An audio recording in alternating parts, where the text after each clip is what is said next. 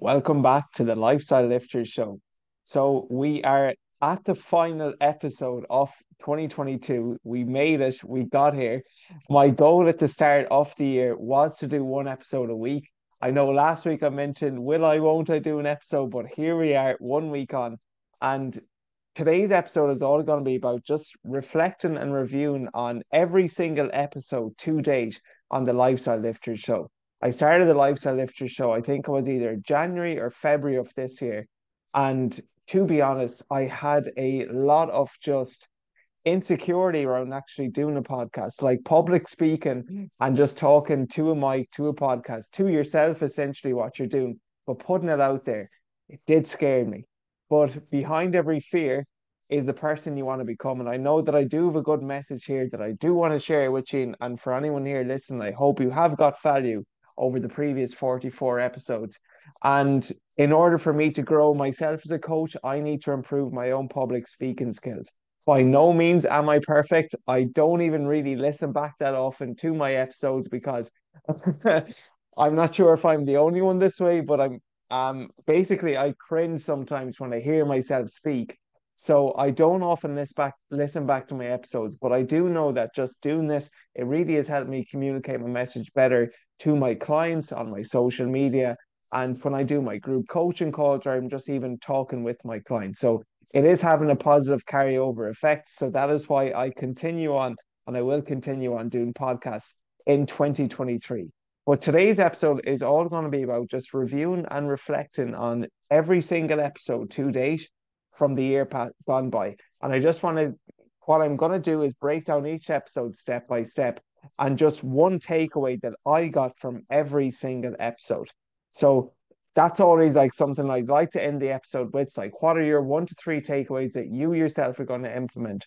But now, just reflecting back and reviewing the year gone by, what I want to do are just to recap on what takeaway comes top of mind to me once I just go back over that previous episode. So I will start out with the very first episode, which was titled Welcome to the Lifestyle Lifter Show. And in that episode, I essentially just shared my backstory. So, for anyone who doesn't know, a quick recap. Basically, grew up with just playing GA like a lot of lads did, but I never went to the gym at all. Never set foot in a gym really, bar once where we went to like a local gym in a town and we got like a free pass when I was 16, but I never set foot in a gym until I turned the age of 18. And the reason I did step foot in the gym is because I didn't like the way I looked, which often leads to a lot of people out there pursuing and actually getting into the gym. I didn't like the way I looked, skinny arms, scrawny chest, and I just felt a bit insecure in myself. So I got myself a gym membership the end of my college year, in year one in college, and I just got hooked straight away. Went back to college then, this is a brief overview. Went back to college from we'll say having taken a break from May until September. Back in September, some of my friends said, geez, you've been doing something over the holidays. What have you been up to? And I'm sure a lot of people can relate to this. It's such a common win on our group coaching calls when someone says they got a compliment off somebody or somebody else noticed at work that they were losing a bit of weight and that just gave them that bit of motivation to keep going. I'm no different than anyone else here. So that gave me the motivation to keep going, to keep going. And ever since then, I haven't really looked back. I did teaching in college, so I taught for 4.5 years. And I just became much more passionate about this and working as a coach than as a teacher. So December 2 years ago now, 2 years ago, December 2020, I left my permanent teaching position. I know a lot of people thought I was crazy, and I became a full-time online coach. I never forget coming home my final day of teaching, and my mum started crying because she put me through 4 years of college, and she's like, "Oh, what has this fella got himself into?" But thankfully now she's pretty proud of me. But I did leave my full-time teaching position 2 years ago, and I transitioned on as a coach. So my big takeaway from that was, look, we all do have a story inside us of like the real reason we want to exercise, to train, to work out. And on the surface level, people say they want to tone up, they want to build a bit of muscle, they want to lose a bit of weight, they want to get a bit faster. But if you dive deeper into your real why, for me, it was just I had an insecurity in myself, and to be honest, it was confidence. just lack confidence in my day-to-day life, in my appearance, just even socializing, talking to others, in my work, in my job. And I wanted to just change the way I feel and saw myself and what kind of person I was. So that was my like deep insecurity, that lack of confidence. And I feel confidence is something that the gym really does give all of us. You know, when you see yourself actually physically transform, it changes you from the inside out. It builds more confidence in your mentality and your mindset, how you carry yourself and how you see yourself. So my big takeaway from there is obviously my backstory, but for you, it might just be what is the real reason that you either are on your transformation journey for, like, there's a reason you say to people, and there's a real why behind that. And we all do have a real why, and it's worth tapping into now and again, especially on those days you're lagging motivation. Okay. The second episode then, so this was a Q&A regarding cheat meals, eating before bed, and more. And my big takeaway from that is, and this just tips for anyone, I've changed my thoughts on cheat meals. And first of all, I don't really like to brand them as cheat meals because it can just develop a negative relationship with food where, like, this whole Weight Watchers thing, some foods are good, some foods are bad. It's like, look, foods do not have morals. They are just foods. Obviously, some are higher in calories than others, some are higher in nutrients than others, but it's not just a black and white thing of this is good, this is bad, because I went down that route before and I was like scared to eat bread. White potatoes. You come home from college on a Friday evening, your mum would have a lovely dinner there ready for you. There'd be white potatoes, and I wouldn't eat them because I classified that as a bad food. So, big takeaway from that is, look, instead of calling them cheat meals, just call them, some meals are, see them as like basically off-plan meals, essentially. It might be an easier way or a free meal. But my big tip, instead of having a big cheat meal where you just have one pizza every single week and that's the highlight of your week, is just to have small little treats, mini treats every single day so you don't feel the need or urge to binge in the weekend. Third episode then was Gary O'Daly and how to balance your social life with your fitness. What I loved about that episode with Gary, he was my first guest. Check him out. He's at Gaz Gaelic Guide on IG. And Gary was similar to myself in that when he started out in the gym, he would have done a lot of general exercises from like a free program and a bodybuilding program he saw online. A bodybuilding program he saw online, similar to myself, even though he was an athlete.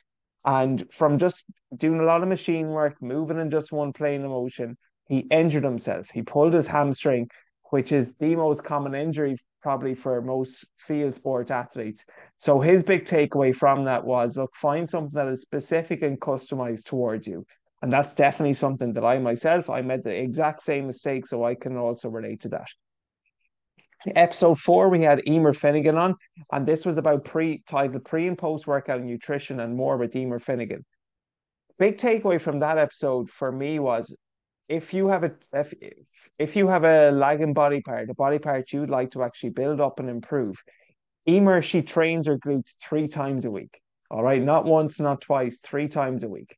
Inside cross like 4 or 5 sessions. So if there is a lagging body part there that you really want to bring up, train it more frequently. That was a big takeaway from Emer Finnegan. Moving right on, number 5 was the fellow Galwegian Barry O'Sullivan, who is currently over in Australia now. Shout out to Barry for listening. And this was the biggest mistakes to avoid in the gym and what to do instead. And the big takeaway from that episode that Barry and I spoke about was the importance of building strength and not testing strength. So, for example, this was me in the past. I wanted to build my bench press. Who doesn't want to? You're a guy, listen, we all know the bench press is like that ego lift that no one cares what you bicep curl, no one really cares how many pull-ups you can do. But everyone's first question is, hey bro, how much do you bench? So I wanted to build my bench press up in college, and it would have looked like this. I would shake my arms, that'll be my warm-up. I'd do maybe 5 or 10 reps on the bar. I would throw on 10 or 15 kilos each side, do 4 or 5 reps there. My 1 rep max was roughly around 70, I'd say. So I'd throw on 60, do 3 reps in 60. Then I'd say, right, I've done five on 50, 3 on 60. I'm going to test 70. try out 70, you'd get buried by the bar. One of your spotters would say, "Oh, it's all you, bro. It's all you, bro." And they'd lift up the bar for you, and that would be the job done. Now, if you were to count up the number of reps that I did there, 5 on 50, 3 on 60, that's eight, and then a failed rep at 90, which doesn't count. Eight total reps. Now, if you do eight total reps and you bench once a week, that's 40 reps a month. Compare that to someone who focuses on building their strength, which I should have been doing. And instead of doing 5 reps and 50 and moving up, you might do 5 sets of 5 and 50. That's 25 reps in one session. You do 5 by 5 across 4 sessions in a month, that's 100 total reps. Who do you think, when they actually test their strength in, is going to be stronger? The person who did 100 total reps over 4 weeks, or the person who just did what? 32, did I say? So the big takeaway from Barry's episode was build your strength, not test your strength. Number 6, pre-vacation hacks to get your beach body ready and look your best for summer. So look, to be honest, this applies to any holiday or any vacation you have upcoming. And that is, give yourself enough time. Like, don't just go into panic mode that you have a holiday now planned for the new year. Maybe Paddy's Day, that's a common time people go away, or even the February midterm, Valentine's, and you want to look good. So you don't do anything at all for until 1 week beforehand. And then you just freaking go on one of these crazy detox diets, or you go on, basically cut out all your carbohydrates, cut out all the junk 1 week out or 2 weeks out, and you complain about how you look. Like, just give yourself a bit more time. All right. Don't leave everything until last minute. So if you do have a upcoming holiday, what I'd recommend is, obviously, the more time you can give yourself, the better, because that way then you can still enjoy yourself more. You have more freedom and flexibility. But like, give yourself at least 8 to 10 weeks, and ideally even 12 weeks, a bit more, depending on how far where your start point is and where you are in your journey. But that's the big takeaway from there. Give yourself enough time. Number 7 was Shane's story, how to get strong AF and look shredded simultaneously. Shane, I mean, what a remarkable guest to have on. Check out his IG if you're already not on it. And the big takeaway from Shane's episode, I feel, was that building strength is a skill. Building strength is a skill. So Shane would have, sorry, just my screen is acting funny here. Shane would have pulled and deadlifted squatted, benched, and deadlift like 700 kilos in total for his powerlifting competition last March, I think it was. And he just said, like, the importance of having a good technique, that there's actually a skill involved in building strength, and that you need to be practicing and performing those exercises, particularly the big three, the squat, the bench, the deadlift, consistently to get better at them. But that big takeaway for Shane was that strength is a skill. Moving right along, number 8, the beginner's guide to nutrition. Big takeaway from that is, of the 3 macronutrients, protein, carbs, and fats, protein is probably the most important one, on top of like just your total daily calories. If you keep your calories intact and your protein levels are where they should be at, roughly 2 grams per kilo of body weight. So if you're listing your 75 kilos, multiply that by 2, that'll be 150. That'll definitely be on the higher side, and that should be enough to tie you over.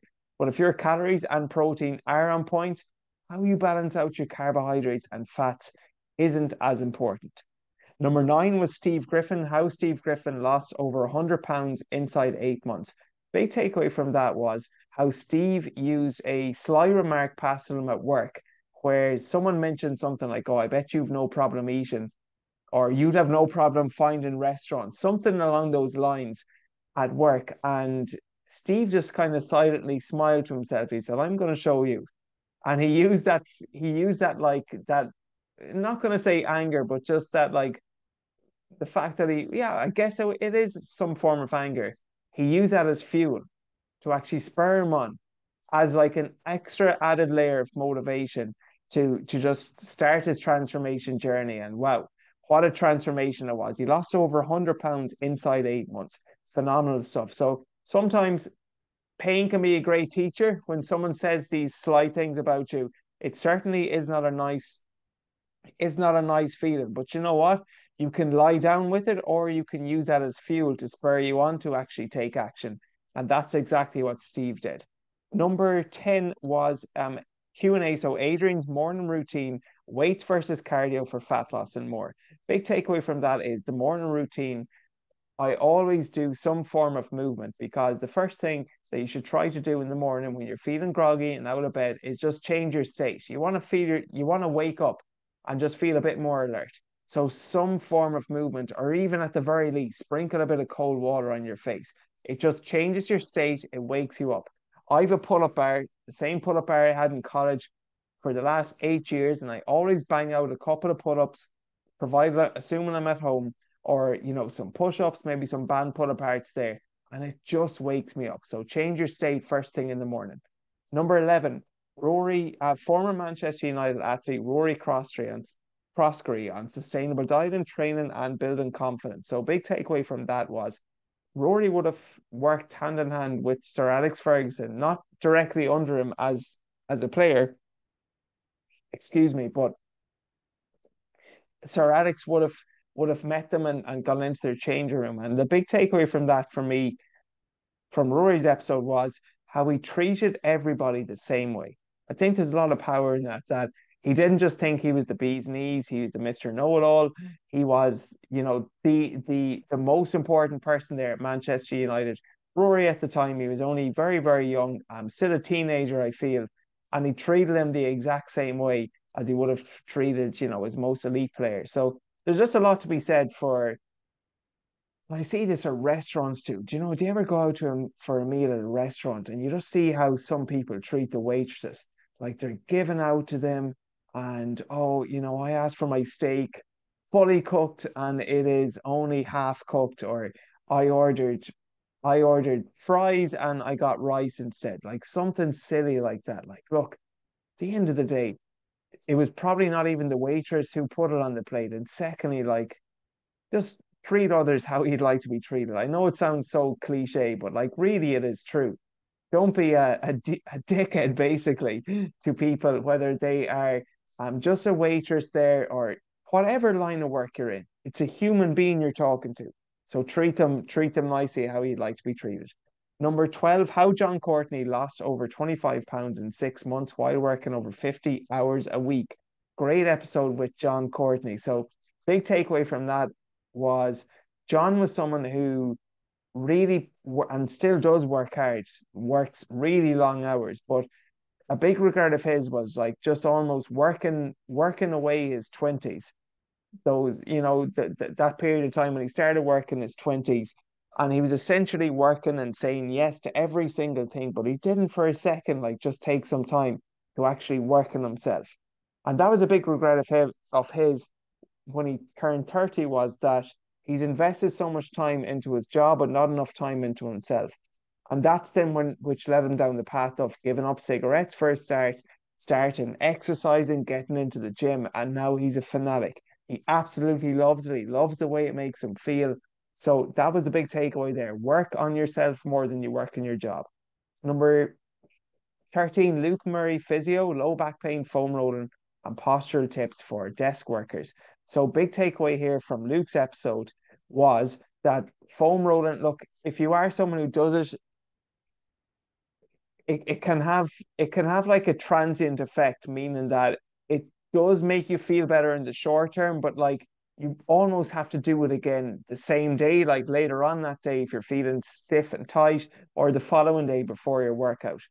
So it's just a case that, look, if you do want a foam roll, there's not a whole lot of point doing it longer than about 30 seconds per body part. That's what Luke was saying, because there are for sure, like, it does help loosen things up and loosen the muscles up. But going off the research there, it might not be the most beneficial thing to be doing before you lift weights, number one. And number two, if you do like to do it and it just makes you feel good, try to limit it to 30 seconds per body part and about 5 minutes in total. Okay. Moving right along then, episode 14, we have how Adam Carroll overcame anxiety and lost 33 kilos by changing his mindset and his beliefs. So lockdown was a tough time for everyone, and Adam was no different. And my big takeaway from Adam was just how he overcame that anxiety by having a bit of purpose. That he started just getting his ass, or not even in the gym because they would have been closed, but like just exercising that bit more and actually having a goal to work towards. And having that goal to work towards, for him, he wanted to compete in bodybuilding. And that just gave him enough drive and enough fuel to actually keep going on those days where he didn't feel like getting up out of bed. So it's always good on those days that that's what I mentioned at the start, where you're not really feeling it to like just tap into your real why. On the surface level, we all want to look good, we want to build a bit of muscle, tone up, get leaner, but what's the real reason why? And for Adam, he had to tap into that to overcome his anxiety. Number 15 was Aidan O'Mahony, what it really takes to win 5 All-Irelands and how he overcame adversity. Wow, what an episode that was with Aidan O'Mahony. The big takeaway for me was, first of all, imagine how difficult it would have been when it came out about these allegations of him using drugs on the 6-1 news. And he said he was in a pub, Clem in Limerick at the time, and he just wanted to be the ground to actually bury or to swallow him up because it just came out that, he was potentially using drugs, which of course was false evidence. But Aidan spoke about something that really resonated with me is the importance of just having a close inner circle there, that outside of your close friends and your family, it doesn't really matter what other people's opinion of you are. Like if people in your inner circle are all saying the same thing, maybe it is worthwhile to look into it and see if it's actually true.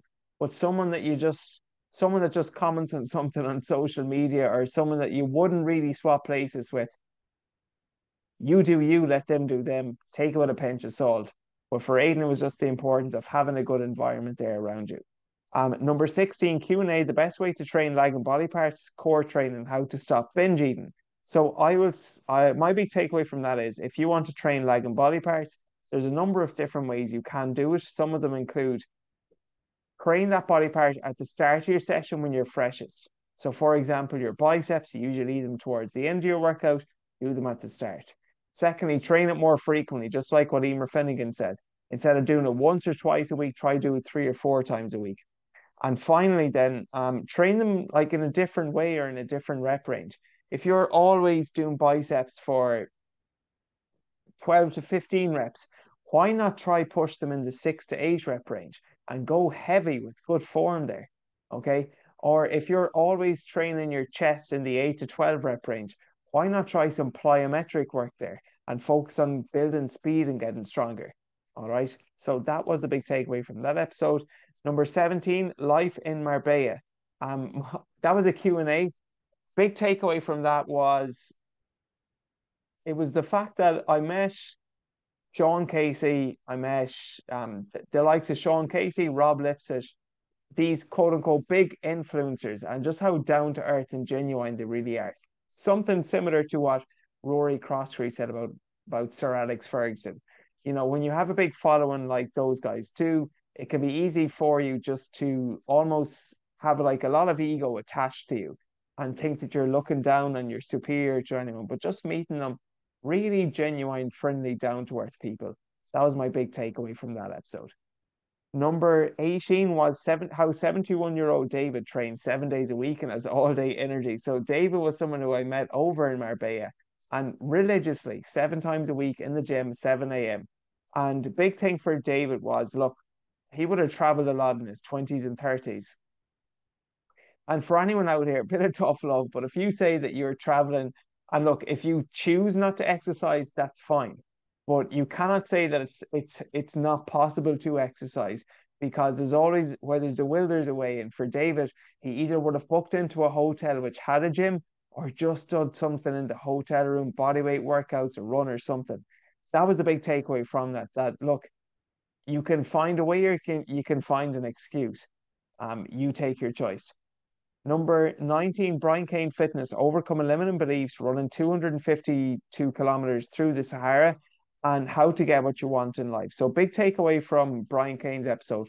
First of all, that was a really fantastic episode.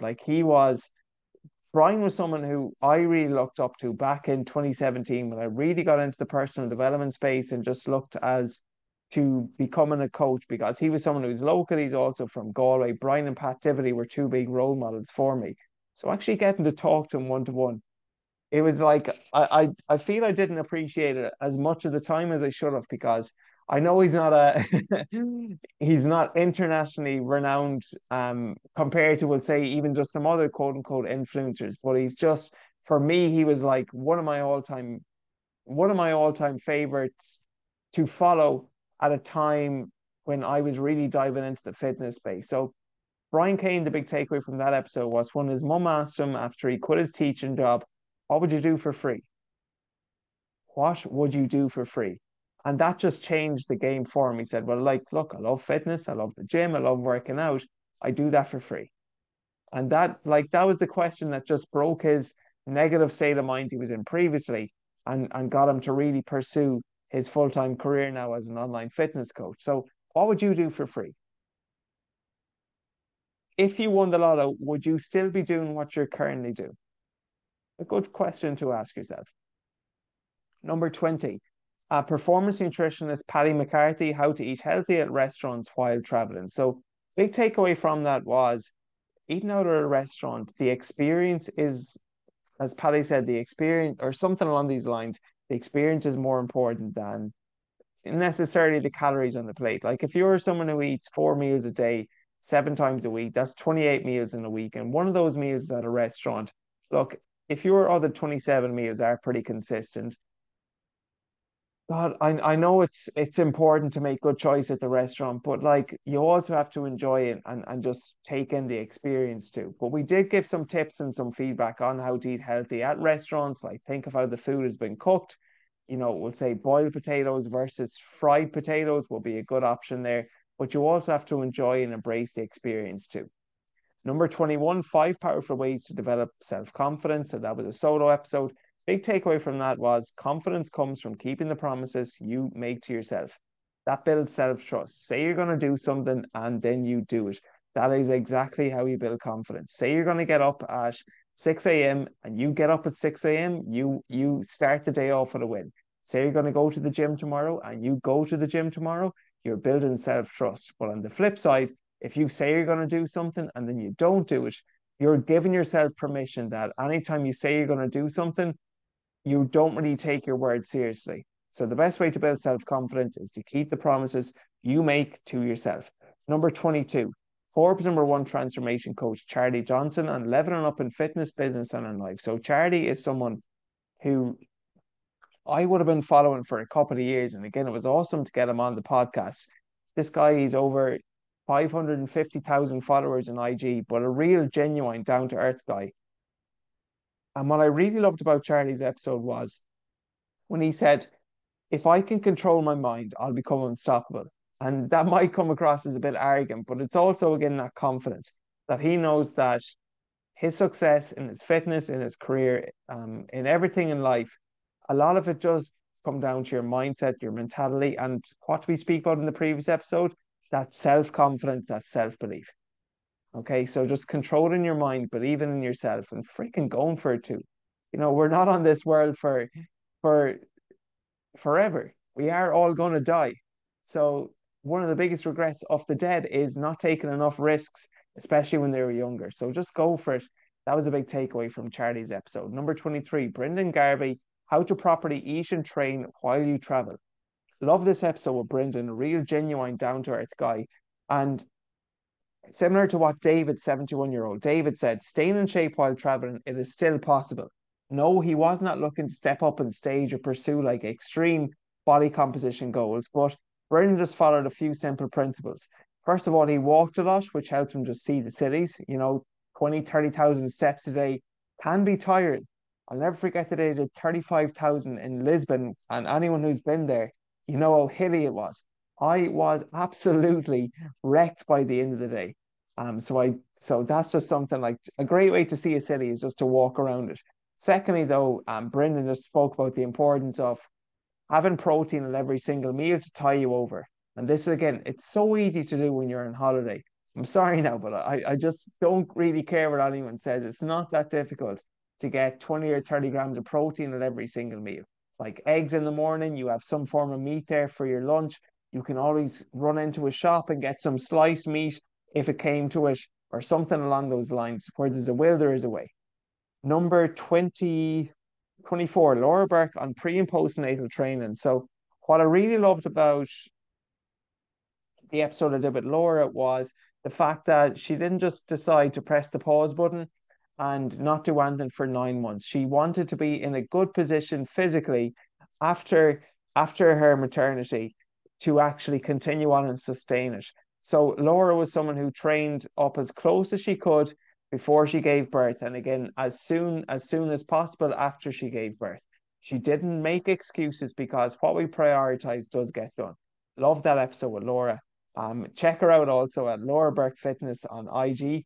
We've actually done a couple of collabs and they've been working quite well. Really enjoying doing those with Laura. Number 25 was Paul Dermody. Food will always be there. How to break the diet cycle. What I loved about Paul's episode was, look, when you say, look, be careful now. Try not to do this in January where you're going to say, I'm going to go 100% now for the first 2 weeks, and you cut out chocolate, you cut out sweets, you cut out biscuits, cut out alcohol, you cut out everything, even though you've probably been munching on those for the past couple of weeks. And you expect then that the fact that you've never gone off them for more than a week, that you expect to go off them for a full month or for a full year. So Paul was just spoke about how going 100% at something, it's actually easy. You've made the rules there, but balance is a bit trickier. But if you want something that's more long-term and sustainable, you probably need a bit more balance and less of the all or nothing mentality. That was a big takeaway from Paul's episode. Moving right along, number 26, Shane Walsh on fat loss tips and training nutrition around menstrual cycle. So big takeaway from that was, if you're a girl, listen, training around your menstrual cycle, that the week off, that you should potentially increase your calories and also your carbohydrates too, because you tend to have cravings more so in those weeks than the weeks prior to it or the weeks after it. So to increase your calories and your carbohydrates in those weeks, and if needs be, to scale back your training, to auto regulate your training. You know how your body feels during that menstrual period, so just adjust that menstrual cycle, should I say, and just adjust it accordingly. Okay, I really like that episode with Shane Walsh. Great guy that I met at the Fitness Summit in Dublin this summertime. Number 27, Amazon bestseller Coleman Power, the best foods to eat to be healthier and happier. Really enjoyed that episode with Coleman. And the big takeaway from that for me was just the importance of trying to get something as close as possible from source. Like what he spoke about was you should try to source your food if possible locally, or else to try to get it as local as possible. We've a lovely There's a lovely farmers market here in Tuam and Galway, and they do fish on a Friday. And you just notice the difference. Like fresh fish, it is hard to beat. We'll say, I love salmon. And often when you get it from, we'll say, the likes of Centra in a package, while it does taste nice and I love salmon, when I get it from the market, it's like it's almost broken and it's fallen off the plate. That's how fresh it was. Like you wouldn't be able to lift it up in one piece. It almost just breaks apart. That is how fresh it is. And there is a lot to be said just for trying to get foods as close to source as possible and the locally sourced as well. Number 28, how we operate our one-to-one coaching service at Mac Lifestyle Fitness. Big takeaway from that episode, I guess, for me is just the importance of building a team. I've been doing this now, so 2 years full time, but over 4 years altogether. And it's hard to wear all of these different hats at once. You got to do, obviously, take care of your clients. That comes above all else. You've got to build out, one-to-one customized training programs. You got to look at nutrition. You got to do check-ins. You also got to take care of the social media side of things. You also got to, obviously have like calls and consultation calls and check-in calls. And a lot of these things can take time. And then you got to edit the podcast. So for me, it's like just building a team. And what are some of the things that I love doing? What are some of the things that I don't like doing as much? And try to delegate some of those activities that I'm not naturally as good at, so that I can focus more on the stuff that I actually really love. So for example, for my IG at the moment, you might see that I use these pretty decent captions, if I must say so myself, but I do not do them. I have someone outsource and do that for me. I don't really like checking my email every single day, so I just do that at designated times. I don't like, what else don't I like doing? I don't always like doing the editing and the cuts of some of the videos. So again, that's something that I outsource. So that's just the big takeaway for me is building a team there so I can focus more and do more of the stuff that I'm naturally good at. Moving right along. So episode 29, who do we have for 29? We have how Adam McAvoy dropped 5% body fat while working 55 hours a week. Great episode with Adam McAvoy. Had a fantastic coach client relationship with him for 6 months. And in his first 12 weeks, he got absolutely shredded. But the big takeaway for Alan was he was someone who actually had, a bit of time in his hands. He would have been doing 90-minute gym sessions, but he just felt he wasn't really going anywhere in those 90 minutes. And he wasn't seeing a whole lot of progress. And just seeing his numbers, seeing his lifts, seeing his performance improve over the space of a couple of weeks and then see how lean he got come the end of the 12 weeks before we transitioned him out of it. It was just really rewarding as a coach to see that and just so great to see Alan's confidence build as well. Number 30 then was Megan Lee, how Megan Lee dropped 10 pounds inside 8 weeks without cutting carbs or alcohol. Huge takeaway there for Megan. So again, she was similar to Alan in that she wasn't a newbie. Like the gym was by no means new to her. And with all of that being said, she would have done a lot of the kind of look, I'm not gonna speak badly if anyone exercising, but she was doing a lot of the generic one size fits all fitness classes where, Megan, who was what, 27, 28, will be doing the exact same session as someone who's 40 and somebody else who might be 18 and fresh out of school. And you can tailor them sessions to some degree, but it's hard to load up a trap bar and then to unload it again. I'm saying this from experience. I would have done these group sessions where 14 guys would have come to me, and you try your best to tailor everything as close as possible. But for some of the lads there, I could only put on, like on the hex bar deadlift, I would have had maybe 220s on either side to start as a minimum, which would have been 65 kilos. And that could have been like the 3 rep max for somebody. And then another guy, he was freaking huge. He was an animal. He could have done double that. But it's like, it's just hard to find the time in those classes to take on and put off the weights again to move people around it. And just, everyone has different niggles as well, which can be quite difficult. So for Megan, the big takeaway was finding something when we started working together that was more customized for her. And she was on 2 weddings, one away in Boston. I don't know how she did it, but she came home and she freaking lost weight, which was awesome. So that was the big takeaway from there. You do not need to sacrifice your social life in order for your health to win, and the importance of finding a customized approach. Number 31, performance nutritionist Daniel Davey, on working with Dublin GA and Leinster Rugby. So this was a really enjoyable episode with Dan. He's someone whose book that I have, Eat Up, Raise Your Game. Haven't quite got to the second one yet, although it is my intention to do so. And Daniel spoke about performance nutrition. I had the pleasure of meeting him a few times now, and he's such a genuine, down-to-earth guy. But he said performance nutrition, it doesn't just apply to athletes.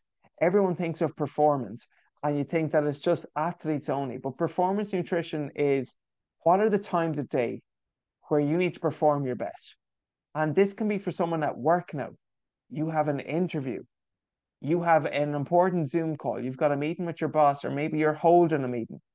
Whatever it is, like your performance still needs to be at its potential there, at its absolute best in order for you to actually get better. So that was the big takeaway from that episode, that you have to align your nutrition with your schedule.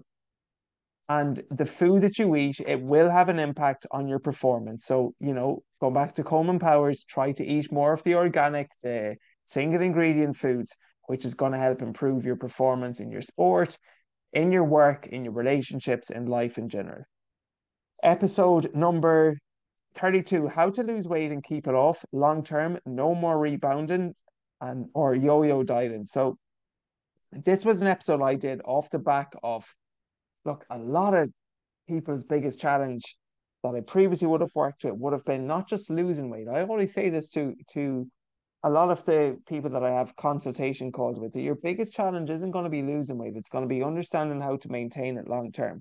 because studies do show that upwards of 90% of people who lose weight quickly, they put it back on within a year. And understanding how to sustain and lose weight effectively, it does require you to take some element of a diet break. It's usually a good idea. And whenever you do reach your new physique, your new goal weight, that your maintenance calories at the heavier weight will reduce as you lose weight because in general a lighter body burns fewer calories than a heavier body. So let's just say you were 80 kilos and your maintenance calories were 2,500. If you got down to 75 kilos, your maintenance calories might be 2,250. So a big mistake people have is when they lose weight, they just go right back up to their old maintenance calories, even though they change. So I just spoke about there, check that episode out and the importance of reverse dieting, taking diet breaks, and making fat loss sustainable. Episode number 33, the main man, Barry Neville, how he dropped 20 pounds inside 16 weeks and climbed Karen Tuchel. So something that I always preach in my content is what's the point of looking good if you can't move good? And it's something that I don't like kind of the term functional, but you get what I mean by that, that you actually want to move and be able to operate as a normal human being and not be stuck out of breath going up a flight of stairs. So Barry was someone who really epitomized that. He said he was climbing Karen Tuchel and he saw these gym bros and he's like, geez, they look massive. And he was, they obviously had a lot of muscle on, but then Barry's like, oh, they were good for, to quote him, good for nothing climbing up the mountain. And they didn't really have a whole lot of a cardio base there. So just the importance of being somewhat well-rounded and not just being someone who, you just train, but you're out of breath then going up a flight of stairs. Try to be somewhat well-rounded, have some cardio, have some strength, have a bit of endurance there. Great episode with Barry. Number 34 was Katie Nelson on breaking the diet cycle and how lifting weights can transform your lifestyle. Katie was someone who would have been in the binge restrict cycle of eating quite well, then binging, and then restricting again, and that cycle would just continue. Similar to what I spoke about 2 episodes ago about the yo-yo dieting. And it wasn't until she found something that was sustainable, which was lifting weights and enjoyable, including foods that she actually liked to eat, into her lifestyle that she was able to adhere to it long term. That is key. If you cannot follow it for a decade, then don't do it for a day. Number 35, Nigel O'Brien. And Nigel O'Brien's episode. So amateur boxer Nigel O'Brien on preparing for fights, cutting weight, and managing his macros and his training. This was a really enjoyable episode with Nigel. He's a PT over in Sydney, originally from Tipperary. And this kind of speaks about what I spoke about in Barry Neville's episode, the importance of just being well-rounded. Nigel is a boxer, he strength trains, he lifts, but he also has a cardio base there too. And just the importance of being a well-rounded athlete, that are you just doing strength training? It is fantastic, but that's only one element. How is your cardio? How is your mobility? And how is your overall body composition? Do you need to drop a bit more body fat? Are your body fat levels healthy for your age, for your size, and so on? So just again, the importance of being a well-rounded athlete. Number 36, how I ate, trained, and prepared for the Dublin Marathon. Aside from having 8 boxes of cereal afterwards, the big takeaway from that episode for me was it was one of the most rewarding things that I've done in my life. Like, what doesn't challenge you doesn't change you, but when you run 26.2 miles at 42 kilometers, it really just allows you to see there's so much more in you than you actually believe. Like, I never would have thought that I would have been able to do that. Probably wouldn't now, to be fair, especially with my hamstring injury at the moment. But even still, a lot of this is just in the mind. And when you do something that you previously didn't think you were capable of, it just really goes to show that what are you actually capable of? Like, it's actually a scary thought when you think of it. Like, what is your true potential? If you were not afraid of failing right now, what would you be doing differently? And for me that day, it just made me realize that I was just bottling up so much more that I had in myself. And it wasn't a fear of failure, it was actually more so a fear of success. Instead of always focusing on like, what if it doesn't work? What if it does work? And for me that day, that was the big takeaway. So just crossing that line, like doing something that I never thought was possible, it was a really rewarding feeling.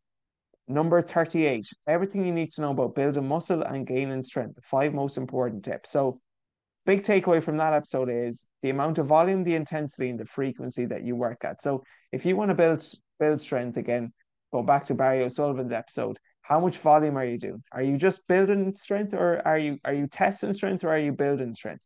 So add up your number of your reps and number of sets that you're actually doing. Secondly, what intensity are you training at? Are you lifting the pink dumbbells even though you're not going at or even near to failure on some of the exercises? So ideally, you want to be pushing it to one or two reps left in reserve. And then the frequency, how often and how frequently are you training a body part? So just some general recommendations there. In terms of volume, 10 to 20 sets per body part. The intensity, at or above 70% of your one rep max. In general, this is for strength and hypertrophy, and frequency, train each body part about 2 times a week. Episode number 39 was Colin Canadian, squatting 140, building muscle and losing fat while working 50 hours a week. You might notice a common theme amongst a lot of like graduation interviews. Our clients and our people just like you who work long hours. But if you've ever said, I'd love to do this, but I do not have a time, these episodes, just listen back to them. It is possible. It is possible to get this done, even if you quote unquote you don't have time. All right, because we all have the same 24 hours in the day. It is how you use that time. And if you have a game plan there ready for you, at least it's one less thing you need to think about. Even if it's just 10, 20, 30 minutes, something's always better than nothing. So with Colin Kennedy there, I mean, the man, he was able to squat 140 for reps while doing a cut. Unbelievable stuff. So just showing again what's possible. A big pain point or a big goal of Cullum, should I say, was he wanted, so Cullum is someone who always would have been athletic growing up, but then he would have kind of gone down the rabbit hole of following more bodybuilding style workouts where it was just like kind of machine based or moving in one plane of motion. So big goal of his at the start when we initially spoke in our consultation call was the importance of him wanting to be able to move better and not just look better. So that was something we had to build in there. And, his strength did increase, but also his improvement in cardio and his endurance too. It was fantastic to see. Episode 40, my first ever mentor, John Goodman. Really enjoyable episode. And John Goodman on building businesses, performance your potential, and living a life of freedom. And big takeaway for me, and John was someone who I really aspire and look up to, is freedom. And freedom is the ability to do what you want, when you want, what time you want. And that was a big reason for me to actually become a coach as well, is that I love having some freedom in my schedule, being able to help others regardless of where they are in the world. Because when I was just doing the one-to-one, I had a client for that hour, clients for that hour when I worked with small groups. But then I was only, my ability to actually connect and help more people was limited by the amount of time in the day. But the great thing about me transitioning to online is I get to help and coach more people. And it also allows them to have that freedom that John spoke about, that they can train when they want, where they want, what time they want, while also having almost like a PT or a personal trainer in your pocket and something to follow. So that was just a model that I really wanted to implement into my lifestyle and into my coaching. Great episode with John Goodman. Episode 41, Jack God, on how he trained and dieted to become #1 in British bodybuilding. Big takeaway from that episode was one of the most underrated um, exercises Jack spoke about was lateral raises. The fact that if you're someone who does a lot of pressing, bench pressing, and so on, your front delts are probably already worked enough. But a lot of people neglect the middle delts. And Jack spoke about the importance of doing like lateral raises as one exercise to build your medial delts. Episode then 42, Lauren Scully on binge eating, becoming obsessed with training and tracking calories and finding balance in your lifestyle. Similar to the Katie Nelson episode, the big takeaway from Lauren was, well, actually two things stood out. First of all, she again would have done these generic spinning classes where she's a young fit girl and she was doing the exact same form of workout as maybe someone who is less trained and who's 40 years 20, 30 years older than her. They're doing the exact same session. And no one ever told her that potentially what she was doing might not be the best fit for her until she actually decided to take control of it herself. She hired a coach, and that was when she really started seeing results. So, again, the importance of just having more of a tailored approach to your workouts on top of not being too obsessive with the tracking that it almost takes away from your lifestyle. If you check out Lauren Scully's page on IG now, she shares some lovely recipes, and she's also in great shape herself, which just again goes to show that it is possible to get in good shape, to improve your overall fitness without, having to eat boring foods and the same foods all along. And then finally, the most recent episode was the pros and cons of pressing the pause button on your health and fitness over the Christmas. So, as we're listening to this, it's obviously a timely episode. Did you press the pause button so far, or have you somewhat sustained a routine?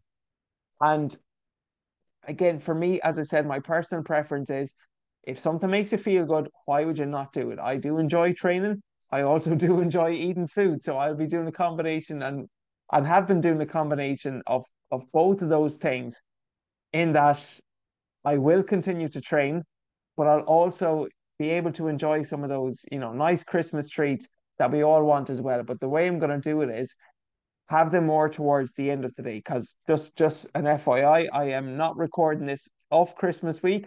I want to keep that week somewhat free for myself too and have a bit more time off. So I'm pre-recording this about 3 weeks out from it. And my plan is over the holidays to train in the morning when I have that time to myself and keep the front half of the day for the most part somewhat consistent with nutrient dense foods, and then towards the evening, maybe that final meal, have more of the quote unquote the treats before I finish up. Use those extra calories to help fuel my workout the next day and repeat the cycle.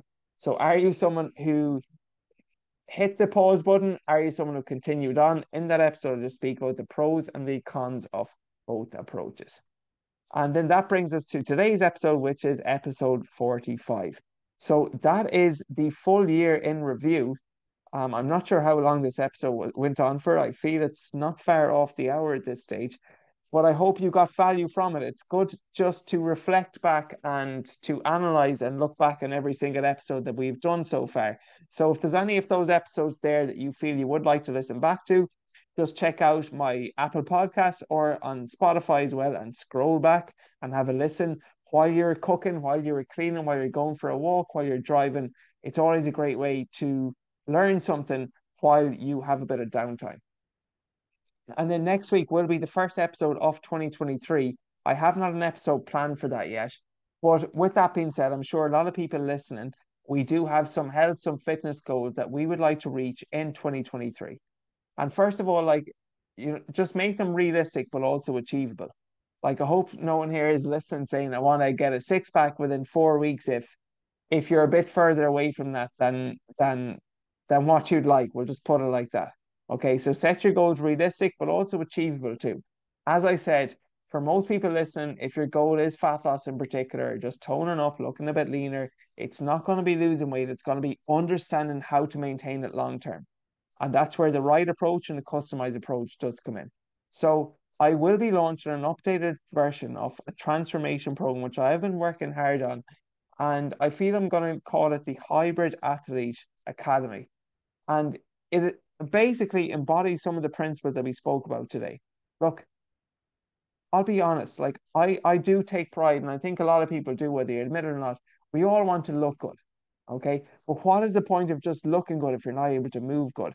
If you're out of breath going up a flight of stairs, if your friend texts you at the weekend asking for a hike and you're not really sure if you can do that hike because your cardio game isn't good. Okay. And then on the flip side, there's a lot of people who would be able to do that hike, no bother at all. But then if you went to the gym, you're lifting the light pink dumbbells in the same weights the last year. We don't want to be a weakling either. So the whole purpose of the hybrid athlete is to give you that nice combination of aesthetics and performance. It is for anyone who, you want to look good for sure. You do want to have the look, but you also want to be able to lift decent weights in the gym and to have a decent enough cardio game outside the gym that you're not out of breath just doing everyday movements, like carrying the groceries in from the into the shop, or just going for a hike on a Sunday, they said. If you want the best of both worlds, this is the program for you. It's just a style of training I absolutely love, and I've just really been developing this method and these methodologies over the years. I've learned from some of the best in the game. Okay. And the Hybrid Athlete Academy, it is for anyone who wants that combination of both. If you just want to be a bodybuilder, look, I'm not a good fit for you. It's not just going to be machines and doing things in one plane of motion. If you just want hit workouts and do burpees, mountain climbers, CrossFit, again, this is not the right fit for you. If you just want to be a power lifter and get really, really strong, and above all else, that's all, this is not the right fit for you. If you want to be a balanced, well-rounded athlete, because if you have a body, in my opinion, you are an athlete, whether you were 20, whether you were 40, whether you play a sport, whether you do not play a sport, everyone is an athlete. If you want to look good, if you want to move good, perform to your potential, but also have a bit of a cardio base there, this is the program for you, because I'm going to be incorporating some of those pillars into it so you are well rounded. Okay. If that does sound like something you are interested in, then either just shoot me a message on Instagram. I'm at Mac Lifestyle Fitness. Just message me, Hybrid Athlete, more info, or you can fill out my application form on my website, www.maclifestylefitness.com, and you'll get more information there regarding the program and how we could potentially work together. Also, I have not built this out yet, but I'll be doing a free giveaway as well for listeners. At the moment, I have one running at the moment, which is my free Live and Lean recipe cookbook. This would be great for anyone now, especially in January. If you are going to be clearing the cupboards from some of the foods and you want something healthier and more sustainable, there's some fantastic recipes in there. Like genuinely now, it will feel like you're eating dessert for some of the breakfasts in particular. So that giveaway, I'll post a link to that as well. And if you want more information on one-to-one coaching and get your 2023 off to a good start, then shoot me a message on Instagram or fill out my application form. And that is all for this week's episode. So everyone, listen, thank you so much for listening for these past 44 and this being the 45th episode. I hope you got a ton of value from everything so far. And I'm excited about the future as well. Excited about 2023. I'm wishing you all the very merry and happiest new year. And I look forward to the first episode of 2023 next week. Until then, enjoy these next couple of days. If you're off work, enjoy New Year's Eve, enjoy New Year's Day, and let's have a great 2023 together.